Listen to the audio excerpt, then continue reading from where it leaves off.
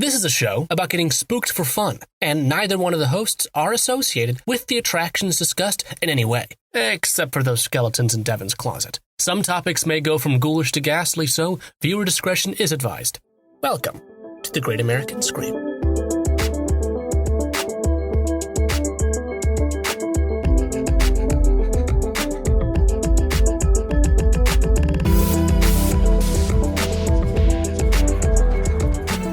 Hello, gays, bis, trans, and lesbians. Oh shit, I put the lesbians. I'm sorry, I gotta put you first. You put the lesbians at the end. I meant to do it all out of order, and then I just accidentally didn't. You did, but hello, GB. That was a thing for a while, where people were trying to redo it as GBT. No, they were trying to do it as GBLT, which is stupid. Well, I thought they were trying to do GLBT. For fiction, like when it was writing about it, which is one stupid. Huh? We gays are gays already get enough. I almost said we gays, which I'm not a true gay, but y'all lesbians don't get enough. Give them one thing. Yeah, let them be first. But anyway, we're kind of at the T section of our Pride Month spectacular, and yeah. I meant that in terms of in the calendar. If you were to split June up into 4 sections, LGBT. This week is That's the what we T should have week. done. But also we're talking about those ones. Well, yeah. Adam, what do you know about them? We are going to talk about trans rep and horror today. Here on episode 66 of the Great American Scream. Yes. 2/3 of the way to 666. Yeah, that's how math works. To the mark of the beat. 66 is 2/3 of 666. Listen, This is the closest we're ever going to get to episode 666, because if we ever make it to that, something's gone horribly wrong. Man, you have no faith in us. No, do you know how long it would have to take for us to get to episode 666? That would be like 12 years. That's so very many years. Yeah, that's a lot of years from now. How old will you be? We'll be 35 and 36. Yeah. Can you imagine? Yeah. I'm going to yarts. Okay. So yes, we are nearing the end of Horror Pride Month. And to be transparent about what my plans for Horror Pride Month were, my first idea for this episode was to talk about James Whale and the Bride of Frankenstein, which, although very queer and very interesting story, and I would love to talk about more in the future, I didn't want to spend Pride Month talking primarily about cis gay men, which is basically what we've talked about for a large majority of this month. Because although queer voices as a whole are underrepresented in horror, to just talk about white cis gay men would not be representative of what the community looks like at all. So I would like to save that topic for another time. All right. In favor of talking about trans rep and horror today. And a couple of other housekeeping things. Just a reminder that we are now on a bi-weekly schedule. Yes, I've taken over. We're bringing you that was the B. We're bringing you a little summer of Scream. It's going to be some more kind of fun episodes, games. The L was Elm Street. We'll do some like game episodes, some more fun stuff, maybe some more movie reviews or more commentary. If you guys enjoyed it, we might do like a mailbag or a Q&A episode at some point.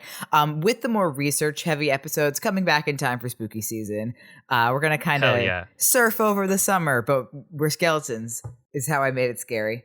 That's how it becomes spook. Yeah. But with that all out of the way, let's get into today's episode topic, which is, like we said, trans representation in horror. And I know we talked about this during our Pride episode last year, but I wanted to give it its own episode because we kind of did one kind of big episode on all kind of like queerness and TGNC in horror. But I really want to zone in on trans rep and horror today because horror films have been historically unkind to the trans I thought community. It was a little weird when the General Nutrition Center had like a competitor named Terrible Generic Nutrition Center, and it was called TGNC. Thank you. The horror genre has kind of historically been unkind to the trans community, and yet trans people make up a significant portion of horror fans.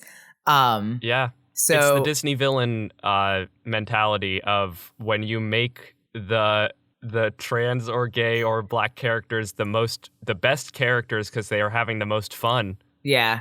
And that's basically going to be the bottom line of this episode. But I would like to examine a little bit how trans people have been treated in the genre historically and why it attracts trans people despite this.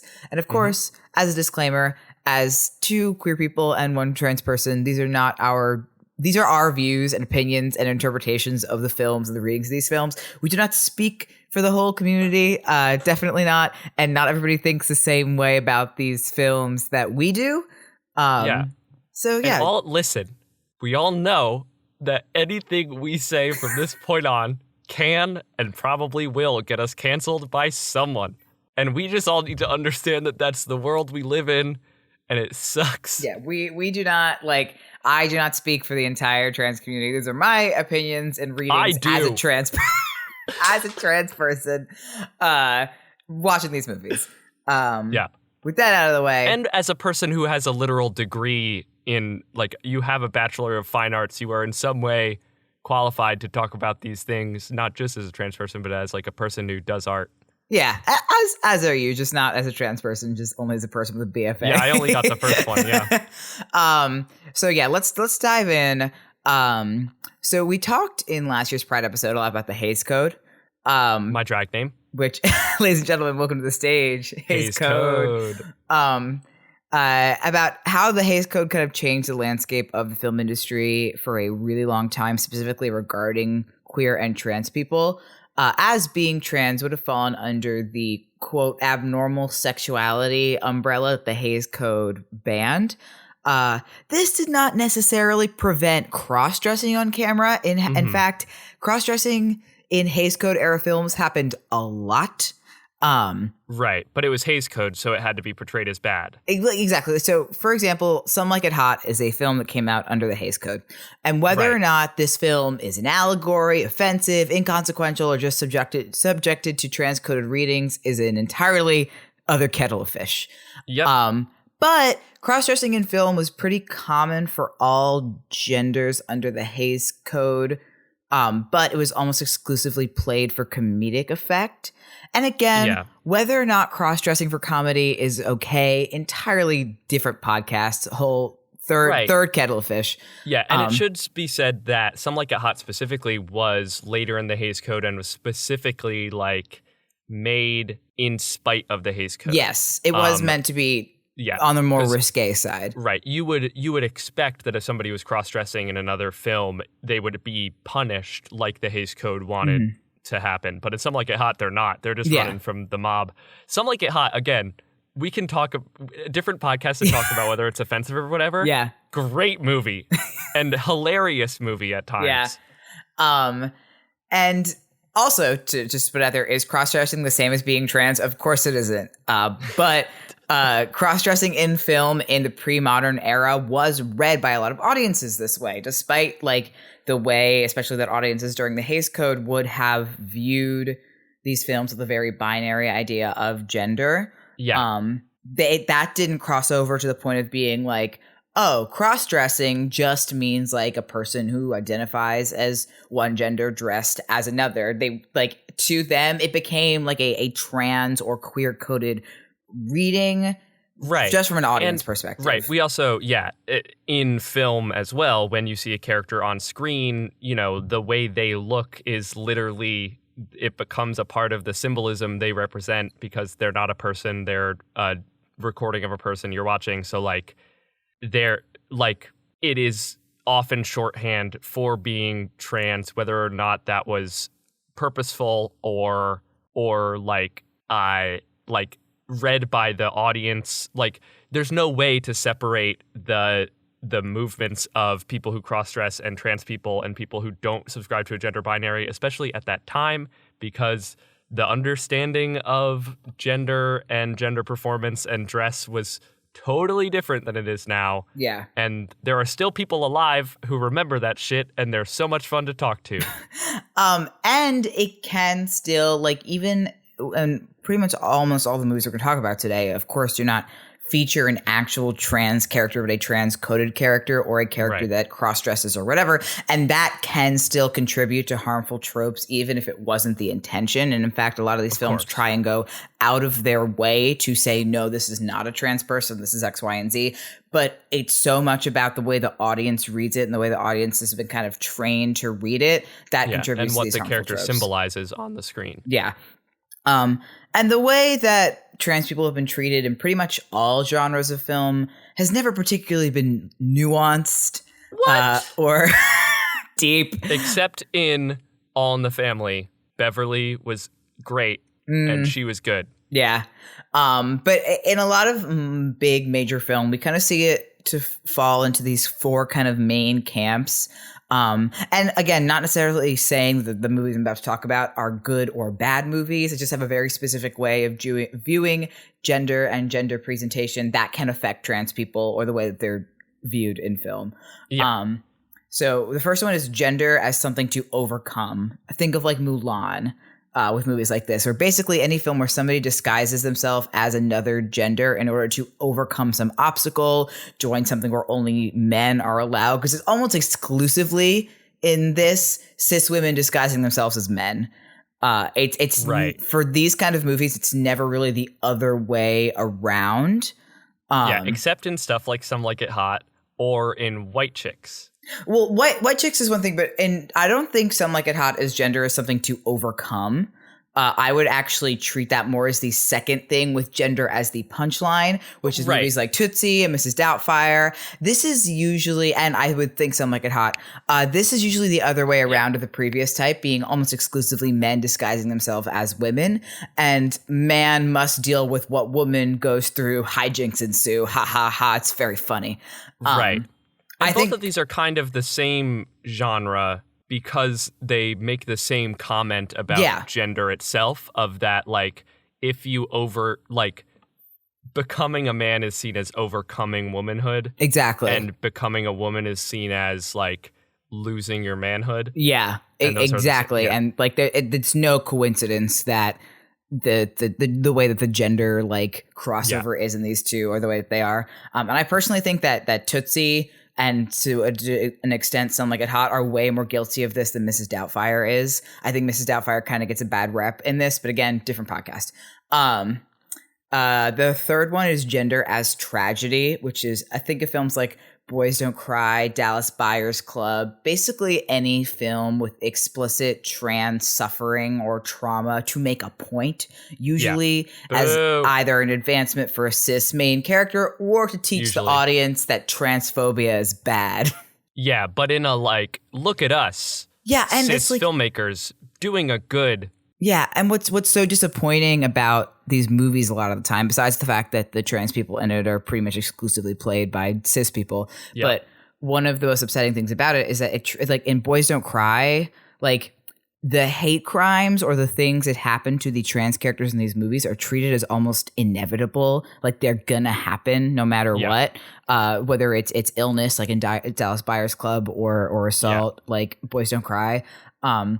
That they're like, oh, look at these poor trans people, this is what happens to them, which is like, of course, like, this is something that trans people go through, but to frame it as something that is inevitable for any trans person is not helpful. Yeah, and it portrays the system as immovable and the victims of it as victims, and not to bring it back around to All in the Family with Beverly, but that actually, Beverly is often cited as kind of the beginning of Bury Your Gaze, because she ends up dying at the hands of a crappy transphobe / homophobe, because a whole bunch of things. But it is notable that was actually a really good portrayal at the time of people not subscribing to a binary, and the only thing that people took from it was the Bury Your Gaze part of it, and the still really good advancement of the woman's character development, because she was like, God made Beverly just the same way he made me, and it was like, that's good for Christians in the 70s. Anyway, yeah, exactly. Watch those episodes of All in the Family. This is now an All in the Family podcast. And the fourth one is what I would call gender as a nightmare, which is where horror falls. That's my life, Adam. Yeah. Gender as a nightmare. And not necessarily gender as something to be feared, but using gender as a tool to cause fear. Either from a filmmaker's perspective or from a character, from a villain's perspective. And thusly, horror trans people have historically always appeared as the antagonist. Surprising no one. Yeah, because to many writers and directors, it would be, and this is a problem too with not just horror, with all film and books and plays and everything.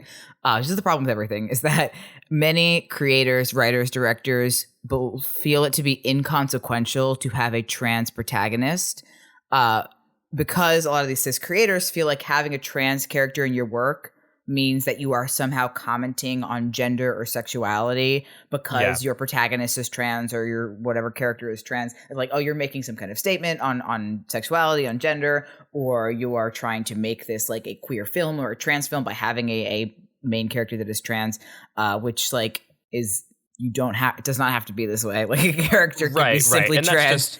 That's a problem that all of storytelling has in our current idea of it, that everything that is not the societal default is seen as somehow, making a comment, or, when somebody who's not a white, cis, straight man makes a piece that happens to have a character that shares their identity, they are suddenly, making a self-insert character. But when that same cis, straight, white man makes a piece that has a trans character or a gay character or a black character, they are seen as like, on one side as performing activism, and on the other side as writing about something they can never understand or whatever. It's just, we need to stop acting as though every movie is written and created by one person alone. And and it happens in all film, but in horror especially, it's why trans people appear as antagonists versus protagonists, because when a cis creator makes the trans character, the trans-coded character, the antagonist, it's then like, oh, we can use dysphoria or gender for fear purposes, for villain purposes. When it's the protagonist, they're like, it's inconsequential to them. It's like, oh, like it doesn't, like, we're not saying any, like, what are we trying to say by making the trans character the protagonist? Nothing. You don't have to say anything. And when you make a trans character a protagonist and being trans is not a part of the struggle they go through, then to most creators, then it would be like, well, why would we mention that they're trans if that's not part of the story they go through? Yeah. And it's like, what? I don't know how to tell you to do film good. Yeah. And that's not saying that it is inherently bad or you cannot have trans antagonists in films. We're going to get into that later. You can, and we should, but we're going to get into that later. But the way that it has happened historically we in all horror, know that Caitlyn Jenner exists. We know that I don't need to explain that joke. The way that it happens in horror with antagonists, she's a real stinker, huh? Yeah, it's villain. Like I said, villain. As like cis creators and creating these trans antagonists who use gender as a tool for fear, and it is a fear of the quote unnatural, or things that, I said we, but I mean cis people aren't familiar with. Which is why trans characters get shoehorned into antagonists. Right. And because we also never get trans or trans-coded villains who are evil for a reason other than gender dysphoria, except for the Sleepaway Camp sequels, interestingly enough, but we'll get there. Yeah. Hold on. That's come around the turn later. Yeah. This also just makes sense because for a cis creator, especially one who doesn't have any kind of knowledge of trans people other than the fact that they experience dysphoria, which is a controversial statement that will get me canceled on Twitter, that the scariest thing to any cis person about being trans is the fact that you magically have this dysphoria, and that's frightening or whatever, which, doesn't understand the complexity of the trans experience and doesn't understand that, like, anybody can feel dysphoric about their own relationship to their assigned gender. Like, that's how gender works. That's how gender works. Like, we I say we, I mean cis people need to stop thinking about really funny. think about transness in such a binary, which it's like the antithesis of anyway. So it's interesting because in almost all the films we are about to talk about, none of the characters are actually trans.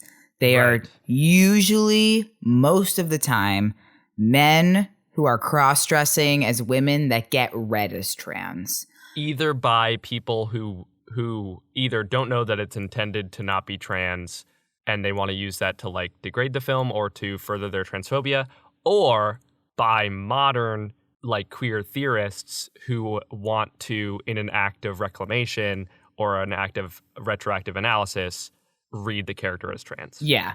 And in a lot of these films, it is intentional, and kind of the earlier films. And then later on, we kind of get this like accidental, or like directors going, oh, you know, it would be scary if he put on a wig or whatever, because we introduce these transcoded antagonists.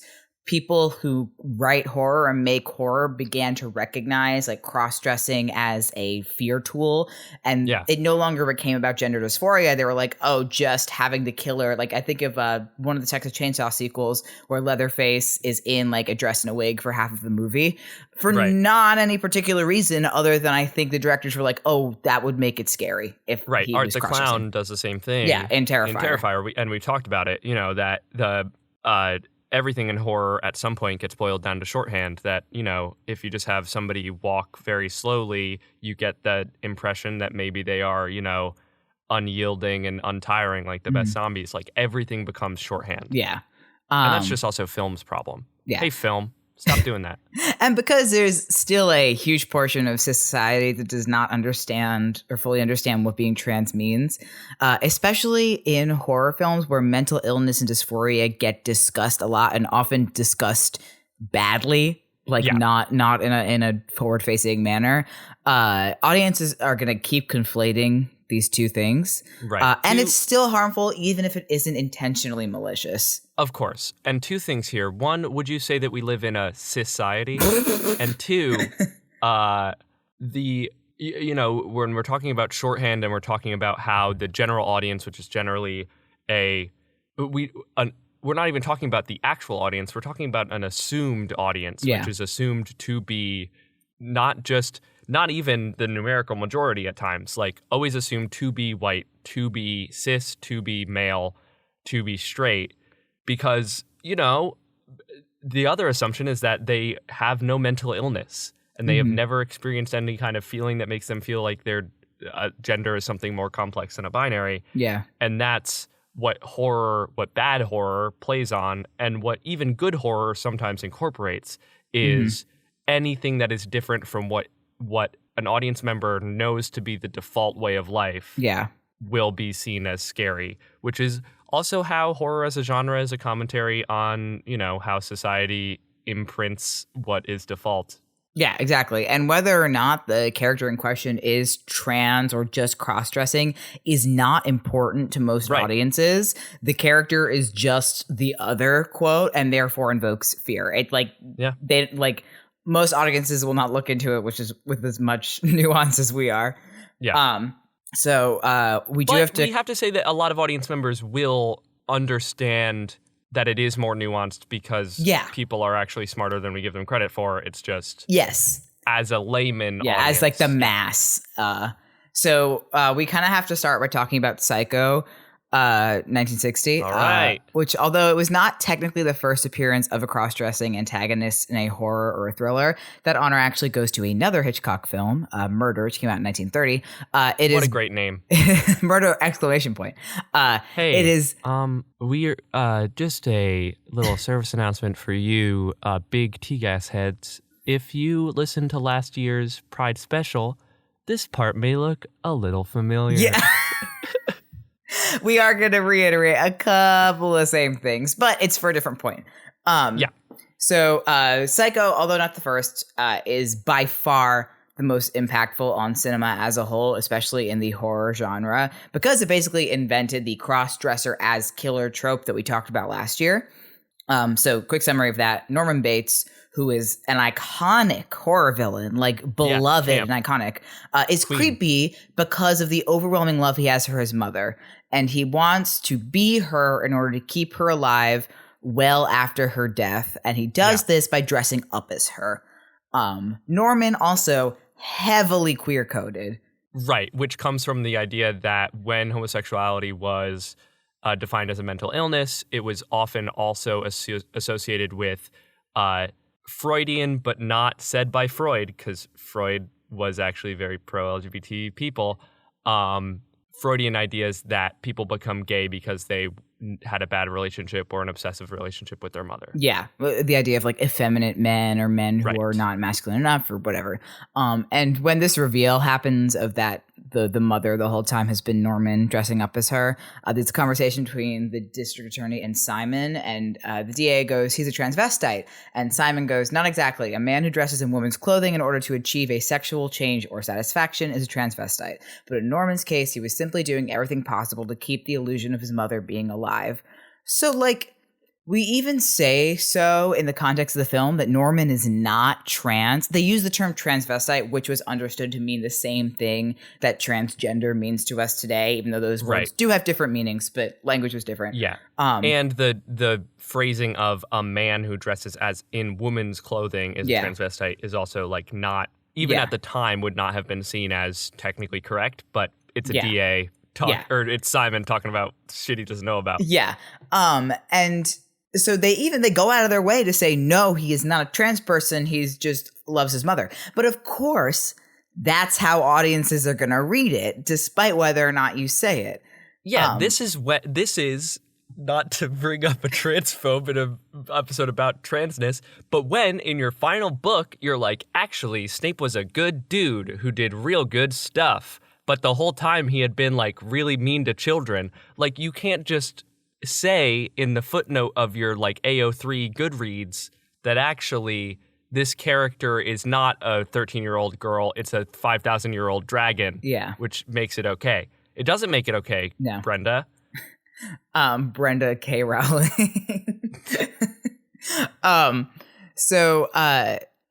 this is the beginning of establishing transcoded characters as not just a single non-conforming individual, but as like a male persona and a female persona. That's linking to the mental illness. Yeah, that's what gets used kind of to weaponize like transness and turn it into a horror trope. Norman even says at some point in the movie, I think we're all in our private traps, clamped in them, and none of us could ever climb out. I was born in mine. I don't mind it anymore.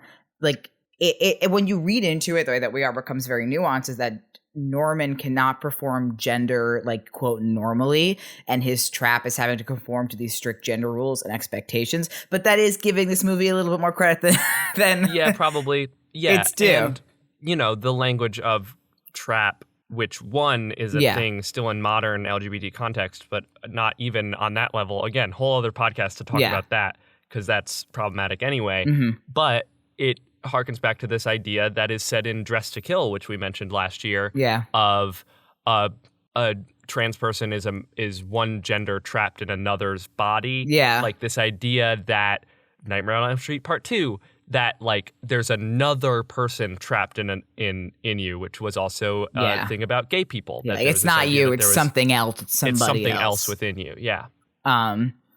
Another notable example of this being 1991 Silence of the Lambs. And also the same thing that Psycho does, Silence of the Lambs makes a pretty explicit effort to state that the character of Buffalo Bill is not trans. He just, quote, thinks he is. Like the quote from the movie is that he says, there's no correlation in literature between transsexualism and violence. Transsexuals are very passive. Stop there. You're good. Stop. Billy is not a real transsexual. He just thinks he is. He tries to be. Listen, lot to unpack here. We're not going to unpack all of it. It's a big suitcase. Yeah, I want to talk, though, real fast about, I like the idea that if a trans person commits violence, they're no longer trans. I guess, yeah. Like the second they become something else, they then become a demon or something. Yeah, a lot going on in this. There are three different kinds of relationships to gender. There is cisgender, transgender, and arsonist. And I think the main problems with the way that they handle this in this effort, like there's a lot of problems, but I think the main things are one, that the audience connotation is still there because it is a transcoded character, and people are still going to read Coding it this way. doesn't care what your text is. Exactly. Number 2, the film brings transness into the conversation, but does not give us a depiction of what a trans person actually is. We don't get anything. The film doesn't present a positive, like not positive as in good, but like a accurate. Well, like an affirmative case for what they're talking about. They only present the nominative case. Yeah, audiences don't have anything to compare it to, which is I think when you talk about like how do I put like queer villains or whatever in my stories and whatever I make, is that the queer villain has to be the exception, not the norm. They cannot be. If the queer villain is the only queer person in your work, that's where you get problems arise, because then that queer person becomes representative. Yeah. Unless we're in Sleeping Beauty, and then Maleficent's queerness is actually the sickest thing about her. She's loud. And the third one is the whole idea of somebody being too like mentally ill to understand who they are has always been both a homophobic and a transphobic talking point.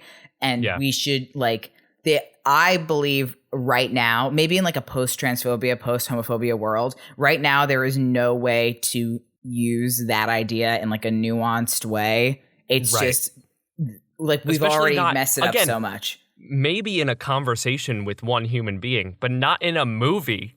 No, in a world where transphobia didn't exist, maybe, but and I do want to mention, this is the end of Pride, and Adam and I were talking about this the other night.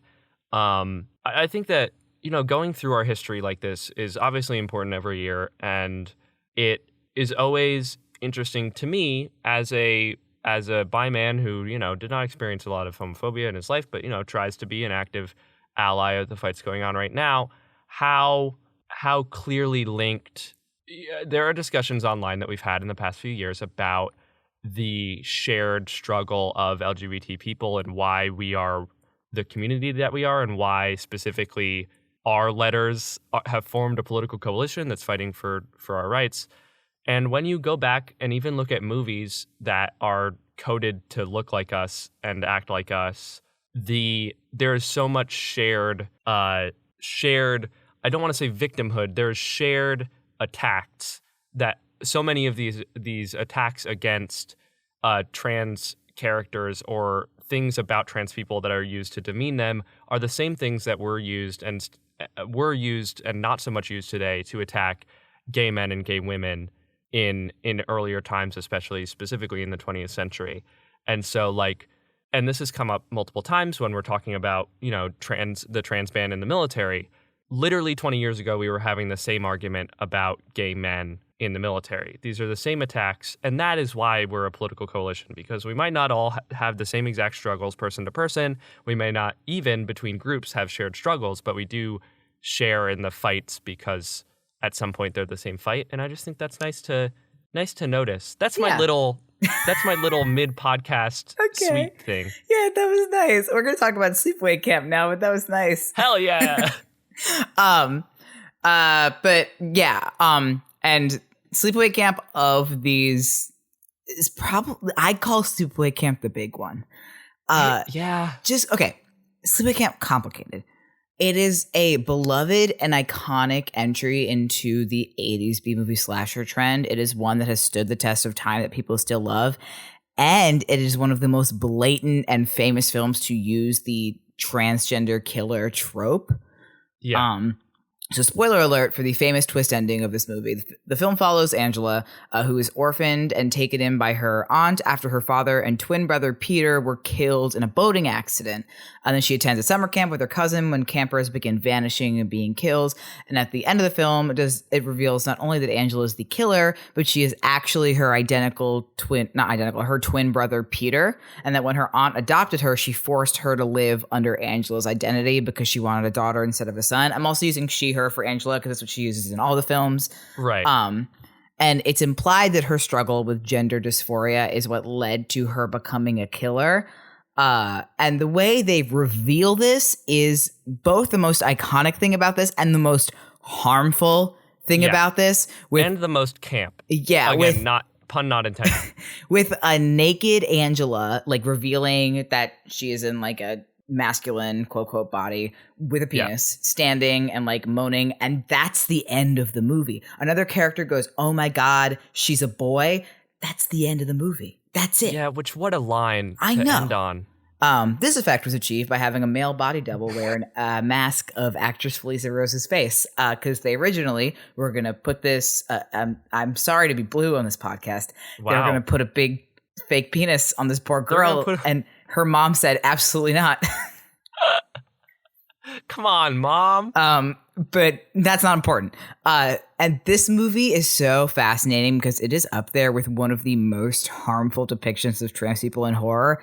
But a lot of trans people really love this movie. I do not speak for all trans people. I personally love it. I know many other trans horror fans that do, but also plenty that do not. Not to mention, all the trans people I know that love this movie are also deeply aware of its problems. Right, of course. And it's like, I think there's two main reasons for this. One being the same that just happens with a lot of queer-coded and trans-coded horror villains, where they kind of get adopted or like reclaimed as icons or as trans characters. Yeah. And the other reason is that I think Angela, and like this is really saying something on the status of trans representation in horror, is that Angela is one of the closest things we get in horror to an actual depiction of an actual trans person, which is like, that's really saying something. Y'all, I know. The bar is underground. Which is like, is she an accurate depiction of a trans person? No, she is not. However, she's much more overtly trans than trans-coded like Norman Bates is. She's a person who was assigned a different gender at birth and now lives and identifies under another gender and experiences dysphoria relating to her gender and gender presentation. Which is a lot more than can be said for all the other characters that we've talked about so far. And although she was, of course, forced to transition, it's not made explicitly clear whether or not Angela enjoys being femme, being called a girl, identifying as a girl, or otherwise. That's the other thing, is that Angela doesn't really get a voice in this movie. Right. She's not a character that we have opportunities to empathize with. Yeah. At least on, again, like an explicit basis. I would also say it's a really fascinating. Again, just like we did on Elm Street and just like we do with all these films, there's a point where we're giving way too much credit to something that was definitely not intended. Mm-hmm. But the idea of the gender, like the gender presentation of Angela being forced upon her by not society and not, the way trans people experience it, which is just that it is there. It is forced upon her by an actual person. Yeah, by and it's one almost person. an inversion of the actual experience of some trans people in an actually fascinating way that kind of is, just by existing, a commentary on that and how society imposes gender upon people whether they want it or not. Like I don't know. It's just like actually an interesting way to do it. Yeah, it's complicated and very interesting, and I think is why people are so divided on if they like this movie or not. And so in the sequels, which I mentioned earlier, Angela is said to get gender confirmation surgery. They say that she gets like a quote sex change operation because of course that's what they say. But she gets gender confirmation surgery to present as female. The mainstreaming of that vocabulary is fairly recent. Yes. To present as female, and is still the central villain of the franchise. However, she's not the villain anymore because of her struggles with gender dysphoria. She's a villain because she murders campers who break the rules of camp, and she's so devoted to like the camp rules that she kills. And like, that's the closest we've gotten so far to a trans villain who is not a villain because they're trans. She murders because she loves camp. And this Sleepaway Camp 2, without the first one, would be perfect. Adam, that's what I was saying. We don't need the first one anymore. Yeah, like you can watch Sleepaway Camp 2 and somebody can go, wait, does that mean there's a 1? And we just say, no. There wasn't actually. The closest we've gotten so far, which is very interesting to me. Yeah, she's a kick-ass character in the other ones. Yeah. You don't... There were a couple that I left out that there just simply aren't time to talk about. One of the big ones being Seed of Chucky. which Of course. is a lot. I think Our favorite film. Later on, we might do a watch and a review of Seed of Chucky just because of how much of a wild ride it is. Like, We should. because Seed of Chucky is also like not like Seed of Chucky is so straight and so queer at the same time. John Waters is in it. It can't be straight. Yeah, it's because it's so camp. Yeah. And as Susan Sontag said, not all gays have a sense for camp, but gays as a group have the best sense of camp. And like, you know, Don Mancini, who is the creator of Chucky, is a queer person, and it comes out. A straight person couldn't make those. It comes out in Seed of Chucky, and the whole thing with Glenn/Glenda and Seed of Chucky, introducing a somewhat nuanced conversation about gender into a Child's Play film. And about gender presentation and feeling like a boy versus feeling like a girl versus feeling like both versus feeling like neither. So like, there's not enough time. Right. We should do an episode about it. You know, it links to, funnily enough, John Waters' ideas about, you know, and even like Mel Brooks's ideas about comedy, that like the problem with comedy is it ages the fastest out of any medium, but it also is a lot of the time a better vehicle for like interesting commentary and satire and just thought in general than drama. And, you know, Mel Brooks and John Waters would do pieces that, now are like problematic or whatever, but they're still in like good commentary. Like the ideals behind them are still good. Yeah, exactly. So now I just want to talk about a couple of films that are transcoded. I'd say more trans readings.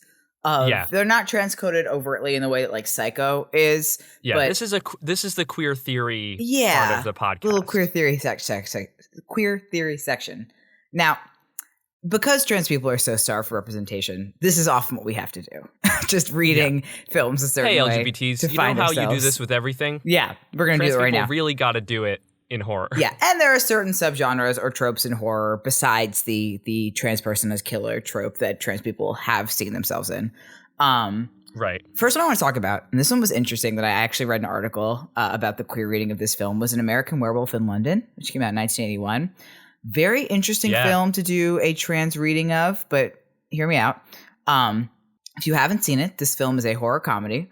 And so it is about Jack and David, who are in London after being bitten by a werewolf. David wakes up in a London hospital to realize that Jack is dead and he is now a werewolf.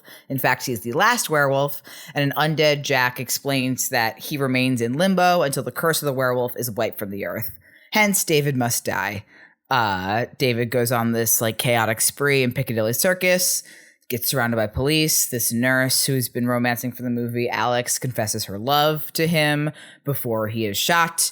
And then the werewolf curse is broken, but he is dead. It's the end of the movie.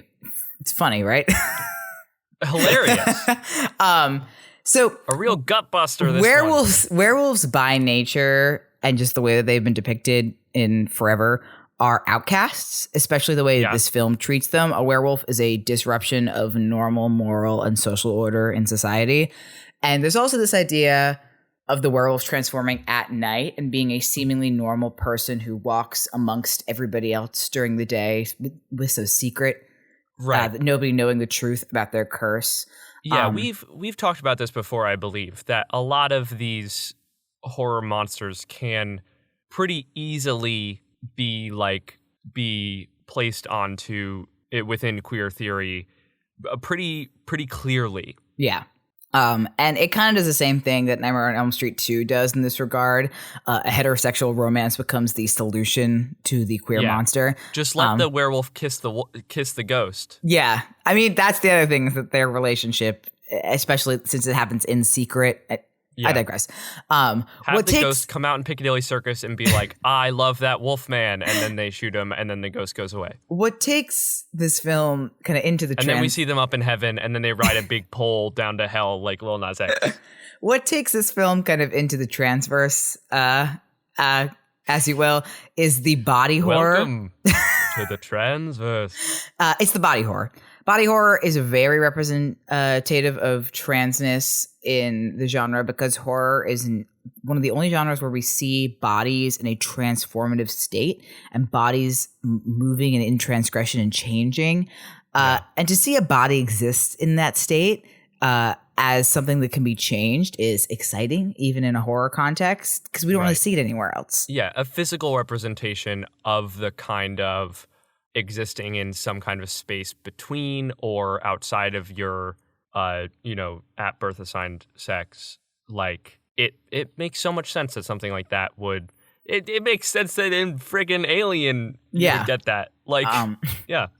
The other one, I have two more I want to talk about. One is Hereditary, which the first time that I watched this movie, I did not pick up on this. And then in a later watch, I kind of began to see it. There's a big theme in Hereditary of feeling alienated from your body, specifically in Charlie, the daughter. We know this because, spoiler alert, Charlie is revealed to be either a vessel for the Demon King Payman or Charlie is Payman. It's not quite made explicitly clear. Yeah, we also never mentioned this. Paimon is a character in Genshin Impact. Thank you. Which is a game that the gays play. So that's a fun fact. I've connected the dots. Yeah. I've connected them. And her beheading was part of a ritual to get Payman out of a female body and into a male body, the body of her brother Peter. And it was Peter, also the dead name of Angela character in Sleepaway Camp. Yeah. I don't think that was a reference, but it could have been. When it's revealed at the end that Payman / Charlie has possessed Peter, one of the cult members goes, "Charlie, you're all right now. We've corrected your first female body and given you this healthy male host." Okay. So Charlie wears this like baggy clothing and doesn't quite seem to know what to do with herself or how to act around other people in what's very representative of like dysphoria, especially as a young child. And then Peter is kind of like losing his grip on reality and loses control over his own body because Charlie is not really merely like change from a female body to a male body. She kind of steals the male body in this. Yeah. And this brings up an interesting point of the trans masculine in horror, which we pretty much barely see anywhere. Good or bad representation, horror or anything. We do not see trans masculine people in media. Which we can definitely link back to our discussion of transness in encapsulating these three genres, and that the far more common thought for a default audience of men is the idea of one of them, quote unquote, losing their manliness and becoming something else. That exactly.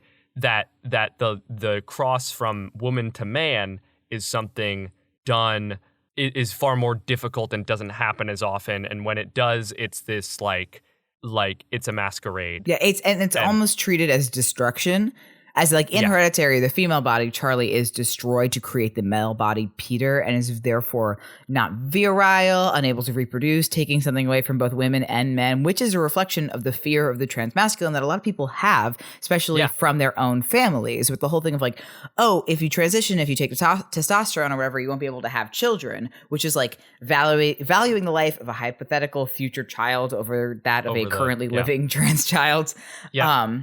And Payman is male, and even when disembodied and being in Charlie, he's, quote, covetous of a male human body because it complements his essence. That's how he feels, where he feels he should be.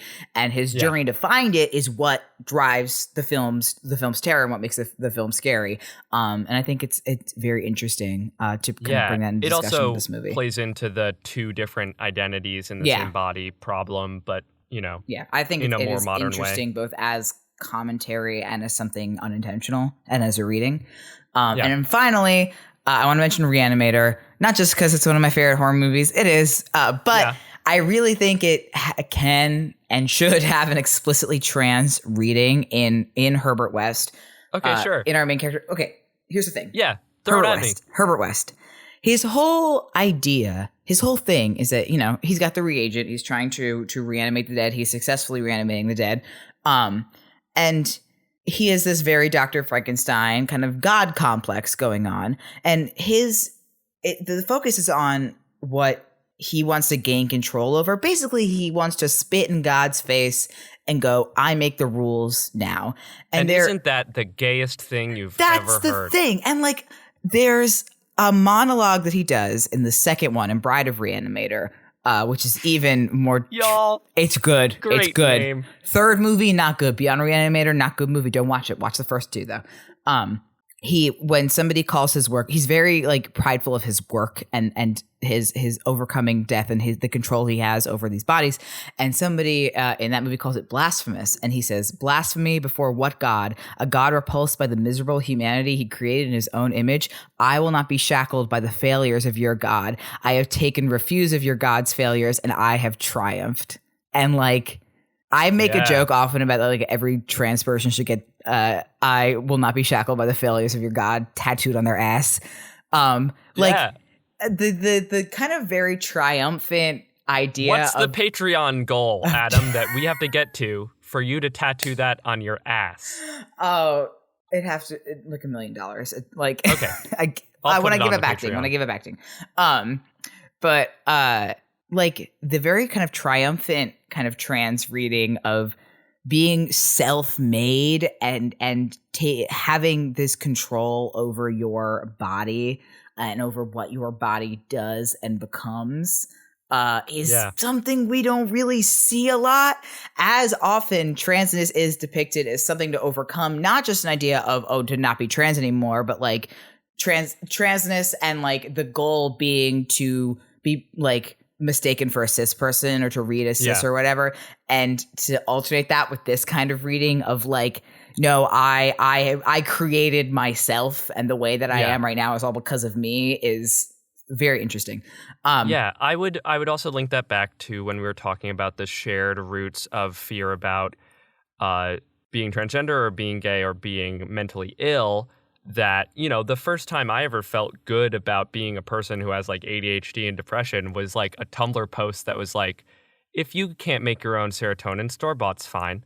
Like this idea that it is not an attempt to become the default, like you said, the idea of the default, but it is, you know, the attempt to be just a happier and more whole person in whatever way that means to you. And it's a new thing for society now, as we are, because it has been a while since our society, if it ever did, allowed a generation of trans people to live the lives they wanted to live safely and healthily. And we are now at a point where there are people who are experiencing gender euphoria as trans people, and that is fucking sick. Yeah, I think Reanimator is a gender euphoria movie. Yeah, but it is new. Before now, I mean, not new in the grand scheme of history. Yeah. But as kind of like a cultural idea. Right. So you can understand why those ideas didn't come, especially not from a cis creator. I wouldn't be able to do that. I don't know how. And also with Reanimator, the reagent, it's not a metaphor for hormones, but the symbolism is really there. It's the syringe, and the fact that it's not in the movie, but it is in the short story, that Herbert injects himself with a diluted version of the reagent in order to be able to like stay up at night and like work faster. And there is a cut scene, I think, where Dan, and this movie is a little homoerotic, quite homoerotic too, where Dan does one of the injections for Herbert. All I'm saying is that I think we should remake Reanimator, but Herbert's trans now. And also it should be me. Okay, that's good. There's also just the idea of giving life through this thing. Yeah. That like, obviously there is although when we're putting it into the context of this kind of triumphant trans story, I think that it is also a very relatable experience of the death of like the metaphorical death that like parents of trans people talk about when they're being, you know, dramatic, where they're like, oh, my idea mourning, of my kid died, and whatever, that like the triumphant thing is like, this is actually very cool what he's doing. Most of the time we would think of bringing the dead back to life as a no, very bad thing. But in this case, he's not bringing, you know, he is bringing new life into being rather than and it is, you know, cool. It is bad what he is doing, but I do love him. Well, that's your opinion, I guess. But bottom line is that if they ever announce that there's a Reanimator remake, and at least don't get an audition, I'm going to need everybody. Then we're boycotting. Write some very angry letters. Okay, yeah. Well, thank you for listening to this episode of The Great American Scream. If you enjoyed, please leave a rate and review on iTunes or follow us on Spotify. But the best way to spread the word about the show is to tell a friend, so please do that. We also have a Patreon at patreon.com/greatscreampod. We have early access to episodes, a commentary track for the second Nightmare on Elm Street film, a stream archive. It's a fun time. Please go check it out. Adam, can you pimp our social medias, please? Yes, you can check us out on Facebook at The Great American Scream, or much more frequently on Twitter and Instagram at Great Scream Pod. Please send us, if there's any movies that we didn't talk about in this that you want to mention, please send them our way. You can tweet at us or post using the hashtag TGAS. And as always, if there is something you'd like to hear about in the show, please let us know. Tweet it at us, because your suggestion may become the topic for a future episode. Yes, special thank you goes out to Michael Segudo for doing the intro disclaimer, as well as Stevie Viola, who does the intro and outro music. You can find him on Twitter and on YouTube. Also, a very special thank you to all of our patrons of the Man in the Fields level, which are Regina, Gail, Chris, Bree, and Ben. Thank you so much. And a super, super special thank you to two of our three kings, Melinda and Joyce. You could be the third king. You could be the third king for just $25 a month. I've been Devin Wright. I'm Adam McConnell. And hopefully you have been spooked. Goodbye, Pride Month. Happy Pride. Happy Pride, but be safe, please. Hey, God, it's crazy out there. Please be safe. Please be safe out there. Happy Pride.